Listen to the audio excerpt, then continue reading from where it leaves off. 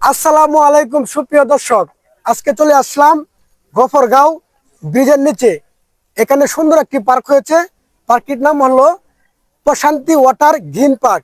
এখানে চলে আসলাম রাজামশাইকে নিয়ে এবং ভালোবাসার অনেক মানুষ রয়েছে, তাদের কাছ থেকে জানতে চাইবো কেমন লাগতেছে এখানে।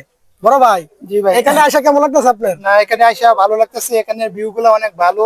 আপনার ফ্যামিলি নিয়ে সবাই চলে আসে। সবাই তো আসে নাকি? জি জি, সবাই আসে। রাজামশাই, আপনি একটা ডায়লগ দেন এবার এই গফরগাঁওয়ের বাসীর উদ্দেশ্যে, যে কিরকম লাগতেছে, পার্কটা কেমন হয়েছে?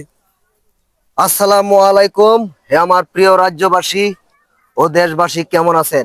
এখানে এসে আমার খুবই ভালো লাগতেছে।